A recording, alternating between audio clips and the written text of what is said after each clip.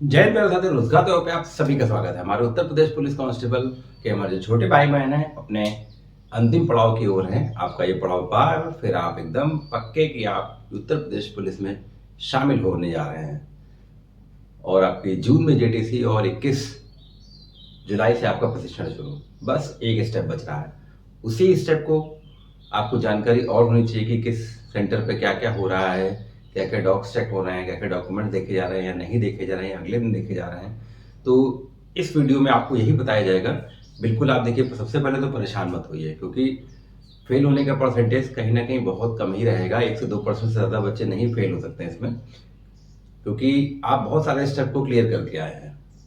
ठीक है, डॉक्यूमेंट्स में ना के बराबर बच्चे फेल होंगे क्योंकि डॉक्यूमेंट वेरिफिकेशन अच्छे से आपका पहले हो चुका है। कुछ बच्चों को होल्ड पे रखा गया था, उसके बाद उनका फिजिकल हुआ, कई दिनों के बाद हुआ। तो बहुत सारी चीज़ें हैं। देखिए, डॉक्यूमेंट्स में कोई दिक्कत नहीं है आपकी। आपने प्री मेडिकल करवाया तो उसमें भी उसके बाद आपको सब कुछ पता है कि मेरे अंदर कोई दिक्कत है या नहीं है। तो बिल्कुल परेशान मत होइए, बस अपने आप तय समय पर जाइए और आराम से सब करवाइए। अगर कहीं कोई आपको दिक्कत लगती है तो आप री मेडिकल अप्लाई कर सकते हैं उसी दिन। और कभी अगर ऐसा लगता है अपने सेंटर पे कि कुछ गड़बड़ी की जा रही तो आप अपने जहाँ पर आपका हो रहा है वहाँ के आप एसपी ऑफिस में कह भी सकते हैं।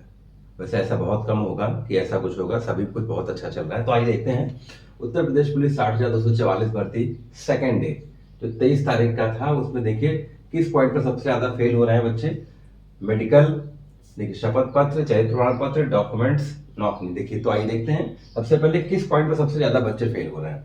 देखिए, हर जिले की पुलिस लाइन या हर जिले का जो रिव्यू है वो अलग अलग होता है। जैसे डीवी में हो रहा था, हर जिले के रिव्यू अलग अलग आ रहे थे, वैसे ही इसमें होता है। कुछ आपको अगर स्पेशल बताया कि सबसे ज्यादा इसी पॉइंट पे फेल हो, सबसे ज्यादा इसी पॉइंट पे, ऐसा कुछ नहीं है। हर जिले का डाटा अलग अलग होता है, हो सकता है, और एक कोई सामने आपके खड़ा होकर हर जिले को डाटा को नहीं बता सकता है। ठीक है, कोई हो सकता है 20-22 का बताए, कोई सकता है 30 का बताए, कोई 10 का बताए, कोई 5 का बताए। तो आप किसी एक पर ये नहीं कह सकते कि आपने उसने आपको एकदम परफेक्ट जानकारी दी है।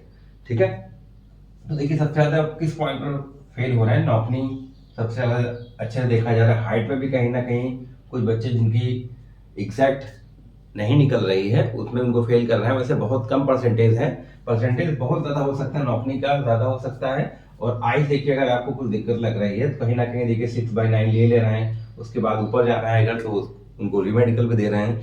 तो आप देखिए, चार्ट नॉर्मल चार्ट होता है जो आपके जिला अस्पताल में होगा, वही आपका चार्ट देखा जाएगा। तो इसको आप चाहें तो अपने जाके रट भी सकते हैं। ठीक है, तो हाइट में भी कुछ बच्चे, देखिए मैंने कहा ना हर जिले का रिव्यू अलग अलग हो सकता है।